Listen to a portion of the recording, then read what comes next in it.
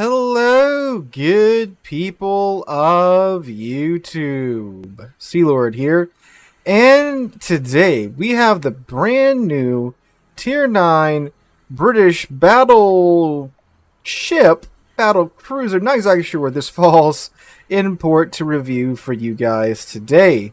And that is the Scarlet Thunder.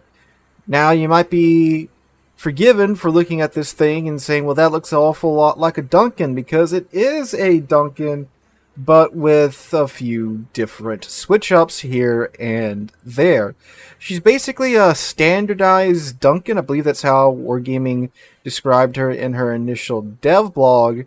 She has the same appearance and the same guns as the Duncan, but there are some interesting switches up in her armor and her munitions and her consumables as well. But as always, before we get too far into the video, massive shout out to the channel's Patreon supporters. These supporters make this ship review and all ship reviews possible for this channel. I am not a CC nor supported by or affiliated with Wargaming in any way, shape, or form.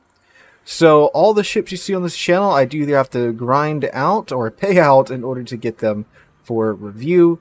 So if you want to support the channel, Patreon is the best way to do so. And link to that is in the description down below. We have tiers from $3 all the way up to, well, quite a bit more than $3 if you're feeling super generous. But anyway, again, link to that is in the description box down below. Also here at the start of the video, the 50K giveaway is still going on.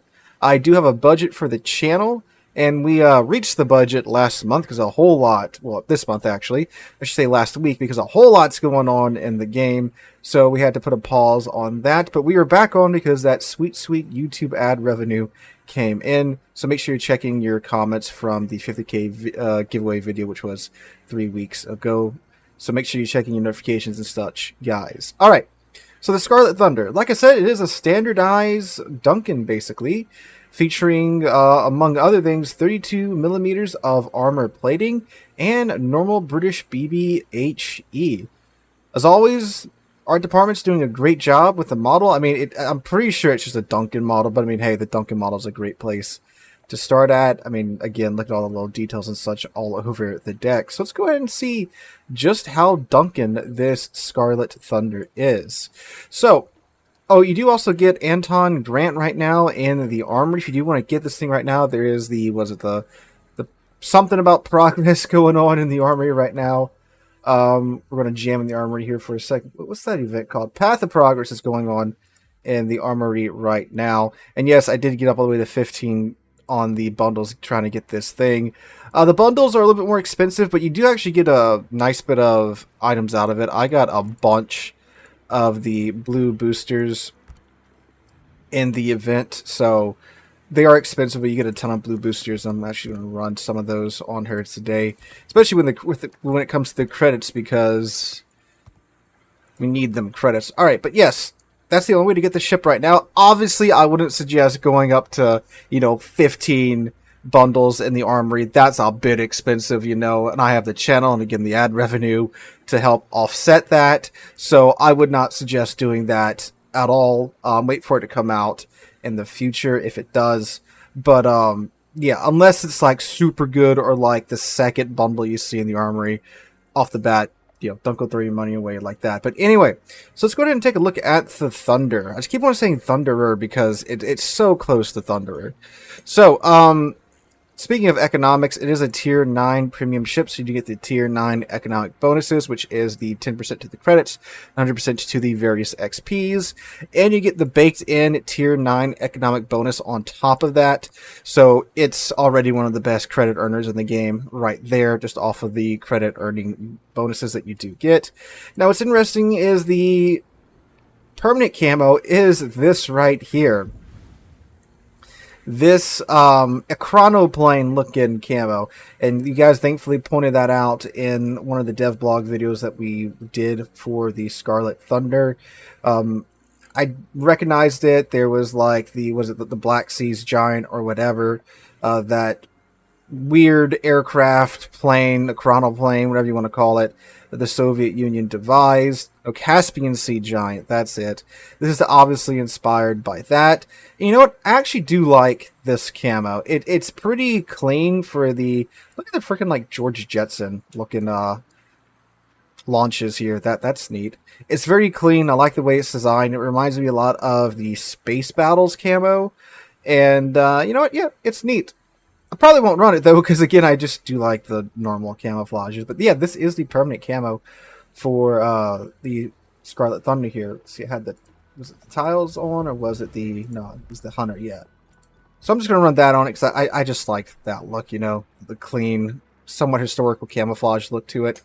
But yep, that is the permanent camo. If you do want like that, that's my Discord and not yours.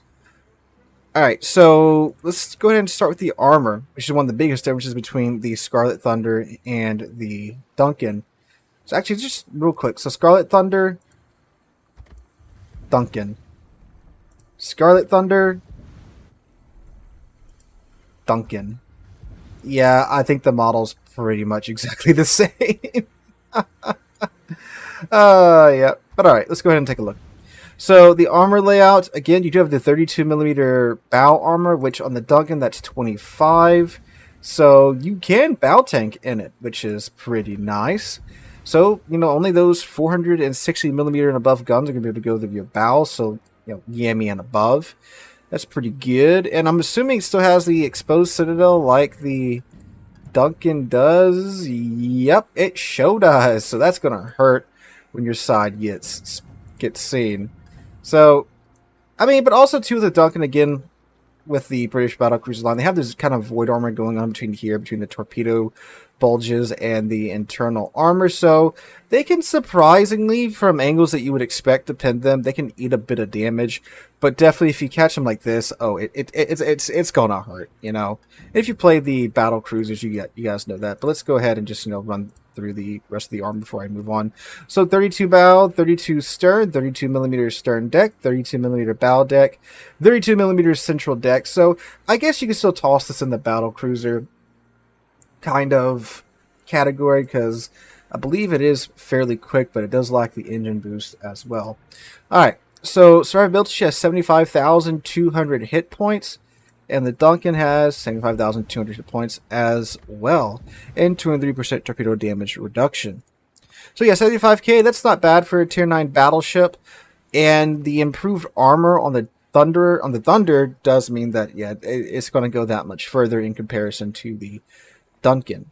So the guns, you have 3x3 419mm 16-inch guns. They have a 30-second base reload time, 180 time of 36 seconds, and dispersion of 282 meters, and a base range of 22.2 kilometers. That is much better than the Duncans, whose range right now is 22.8 with the range mod. So with the Scarlet Thunder, you already have more than enough base range, which means it frees up that last mod slot to where you can take the reload, and you have a whole second faster reload here than the Duncan. So you can take that reload mod and just have a great base reload time before you start adding in Adrenaline Rush. Alright, so moving on down from that, maximum HE damage from the 16-inch HE is 7,200, which on the Duncan is, so it's 6,100. So it's over 1,000 more alpha on the Scarlet Thunder with the HE, and a 48% fire chance on the HE shells versus a 47% fire chance. So 1% more fire chance. I think that's with the flags on the Duncan as well. So 48% fire chance with the Great Alpha. So I believe it's essentially British BBHE. Let's double check on the Lion here. Which, yep, it's British BBHE. So it's that good HE, if you will. So that's great. So you got the range, and you can take the the reload mod and get that down. So I think we're going to be cooking pretty well in the Scarlet Thunder. AP has 11,500 maximum damage and 747 meters a second, and it is the short fuse AP, I believe. So let's see, Mark II-A on the Scarlet Thunder, and it is Mark II. Ooh, it's Mark II on the Lion. What about the Duncan? Is it Mark II-A? Smart 2A. Ooh, but less AP alpha. That is weird. So 13,050 on the Duncan's the AP alpha. Then the Scarlet Thunder, it's 11,500. So you're trading off the AP alpha for the HE alpha. Which, again, to some people that might be more desirable because that is a much more consistent way to do damage, you know. Alright, secondary battery, you have the 8x2 113s, and then the 6x2 133s. They have a base range to 113s of 7 kilometers, 5-second reload time, 1700 maximum damage, 8% fire chance, 19mm of armor pin, so just enough to pin those DDs at higher tier. The 133s have a reload time of 6.7 seconds, a range of 7 kilometers, 1900 maximum damage, 8% fire chance, and 22 millimeters of HE pin, and those come with the tube that's 792 meters a second. From my experience, and again, I'm pretty sure these are the same secondaries as the Duncan. They're nice just to have, just for like some additional damage. You know, they might start a fire or two when you're close into an enemy ship. Other than that, they're not really worth building into. Airstrike, you get 2 attacking flights. They carry 1 plane per flight, 2 depth charges per plane, so you get 2 depth charges per run. And then AA, you get 12 single-mounted 20mm with those Orlikins. Yeah, they are Orlikins. Then 10 of the dual-mounted 20mm Orlikins. Then 12 of the dual-mounted 40mm Vickers. And then the quadruple-mounted, sorry, Captain Christopher, I'm doing a review right now. Octuple-mounted, glorious 40mm guns. And then 8 of the dual-mounted 113s for dual purpose, and then the 6 dual-mounted 133s for dual purpose as well. You might also notice there's no torpedoes on the Scarlet Thunder, so you don't get the funny torpedoes that the Duncan has. If you don't know what I mean by that, the British battlecruiser line has the gyroscopic guided torpedoes, where they have the torpedo tubes in the hull. You select a heading, they launch out of the hull, and they maneuver to that heading. It's only 1 torpedo, but it's got some great alpha. The tier 10 has, was it 30k alpha, and then the tier 9 with the Duncan has like 25k alpha. Alright, so maneuverability max speed is 32 knots base. With the Duncan, it's 33.6 knots base, but again, I think that's with the speed flag, so should be pretty similar there. 910 meter turning circle radius, 9.7 second rudder shift time, and then the consumables 15.1 kilometers base. Now, for the consumables, you might notice the engine boost, like I said earlier, is missing, and you only get standard repaired party. You don't get the improved repaired party that the Duncan gets, so you can't regenerate like a third-year ship after you eat dirt. So, yeah, so you swap out the AP Alpha for more HE Alpha, give it the torpedoes for that as well, and you get the 32mm plating.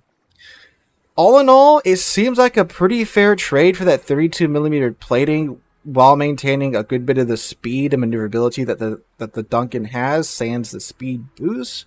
But it is also a pretty hefty trade-off. You're trading off your maneuverability for more consistent HE damage and a bit more survivability. So let's see if she's worth it, shall we, gents? I'm going to go ahead and put my modules and commander on the Scarlet Thunder. I'll meet you guys right back here. Alright, I've mounted my modules and put Andrew Cunningham on here because, well, you'll see here in a second. So let's run through the build. So I have main armaments mod 1, which gives us a 20% buff to the chance of the guns becoming incapacitated, a 50% buff to their survivability, and another 20% buff to their repair time. This helps us keep the main battery guns in the fight, which is of course what you want, with a battleship in particular. Then we went and took Damage Con mod 1, which gives us a 5% buff to the chance of us catching fire, and a 30% buff to the chance of us catching flooding, which means that we have that much better of a chance to not get caught on fire, which, again, for a battleship, is great. And then I went and took Aiming Systems mod 1 to give us a 7% buff to the dispersion of the main battery shells, and a bit of a buff to the secondary firing range of the secondary shells and their dispersion.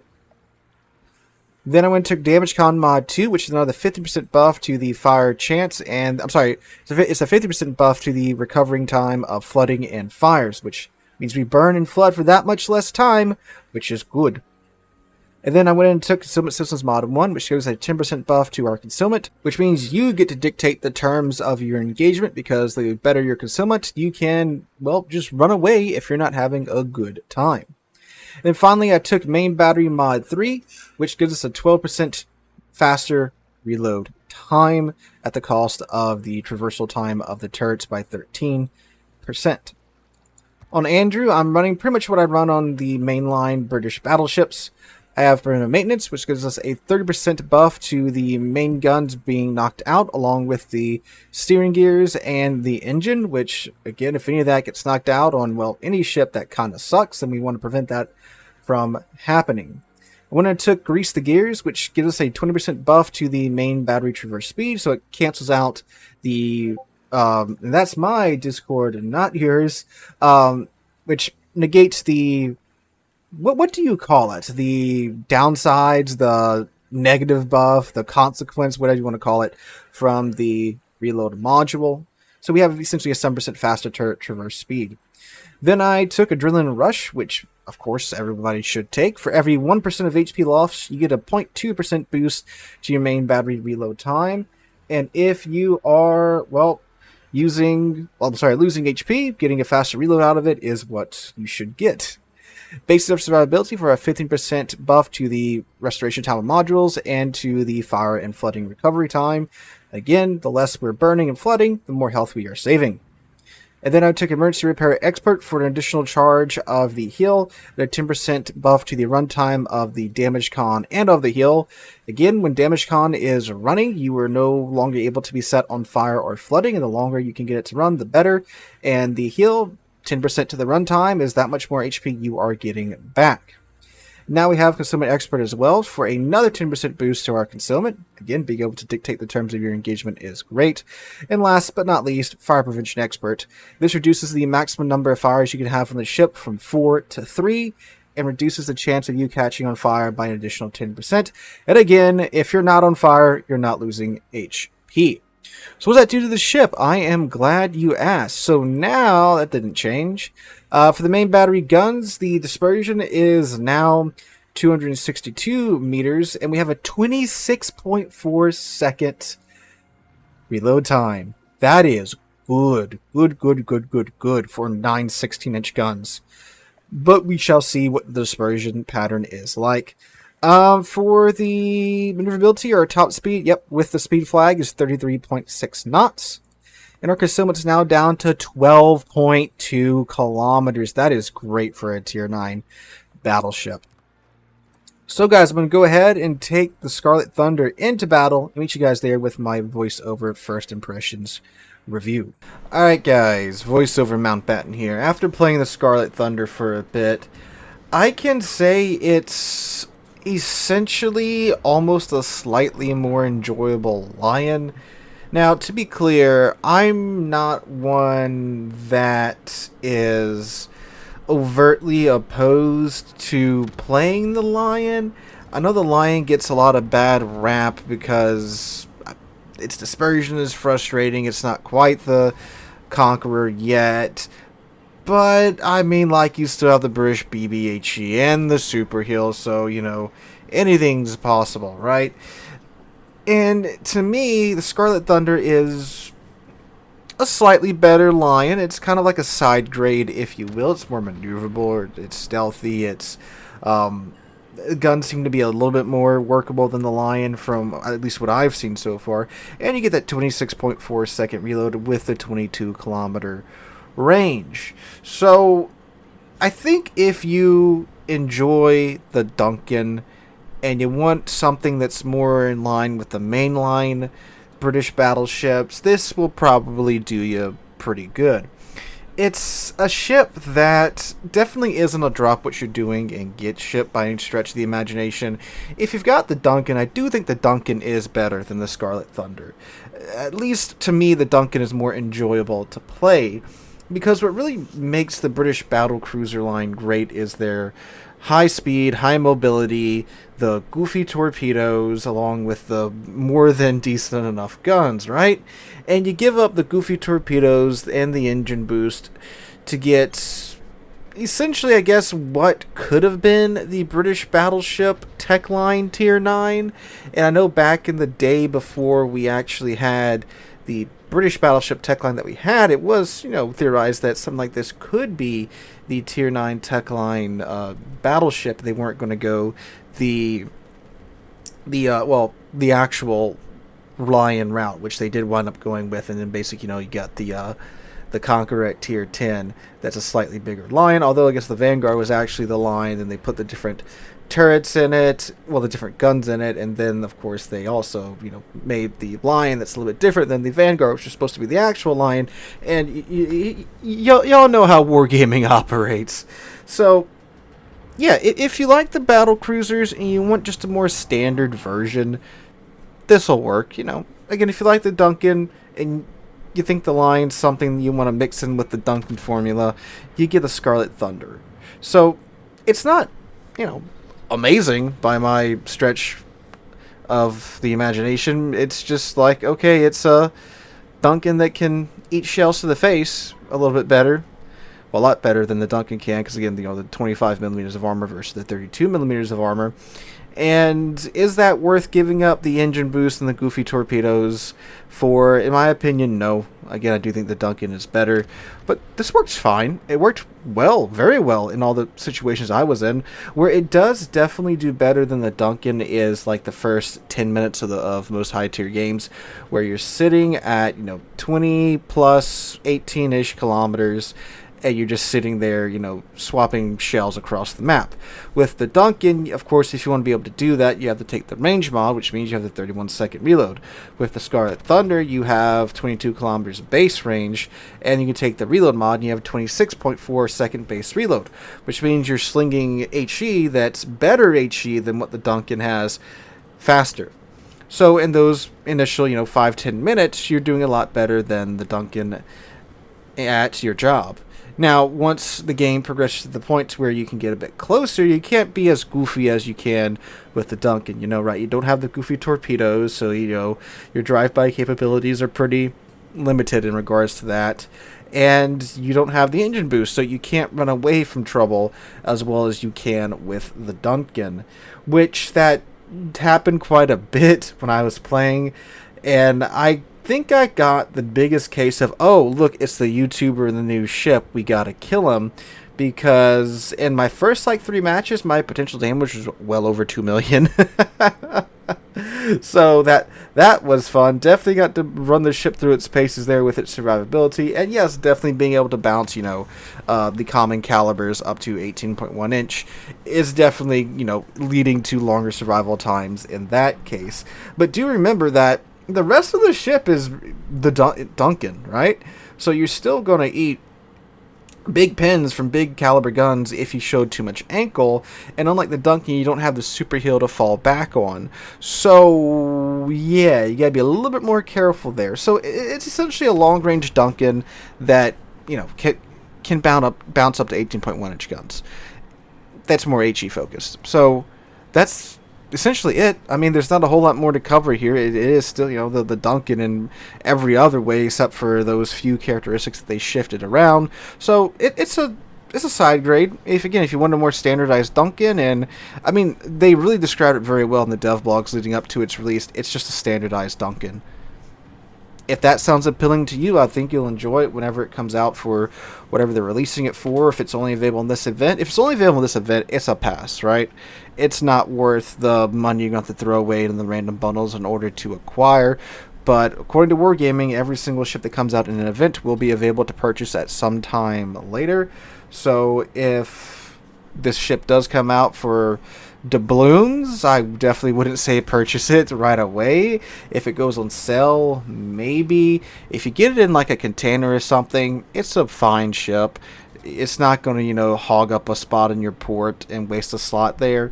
It's just decent. It's not worth getting right now, but if you pick it up down the road, solid ship. And that being said, my rating of it is a 7 out of 10. Because I personally find the Duncan to be more enjoyable. And the Duncan, I think I give the Duncan like an 8 or a 9 out of 10 because of that. So a point down because it doesn't have the goofiness of the Duncan, and it doesn't have the super heal of the Lion, but at the same time, you get the better armor, you still get the maneuverability of the Duncan, and you still have the excellent British BBHE with the good reload, so it's a good ship. If it had maybe an improved heal, it would probably be an 8. Like, if they gave it something like the Warspite heal or like the American Battleship heal, it would probably be an 8. But again, it's still the Duncan once you get away from the bow and the stern with the armor scheme, so you're going to eat plenty of HE pins. It's covered in 32 millimeters of armor, right? So it's like the French battleships, but you don't get the speed boost. So you can get farmed by by pretty much every light cruiser and destroyer that you're going to run into at tier 9 plus, and it is a tier 9 ship, so you're going to get sucked up into tier 10 games with all that going on. So again, 7 out of 10. Not worth going and trying to gamble away your money in the event. If it comes out for sale later and it's on sale, and you like what you see here, yeah, I think it's worth picking up. But again, nothing to drop what you're doing and go out and get right now. So that guys, I get a little tongue twisted here at the end. That, guys, is my 2 cents on the Scarlet Thunder. Let me know what you guys think in the comments down below. Hope you guys have a wonderful Saturday and wonderful weekend. Hope to catch you guys in the next one.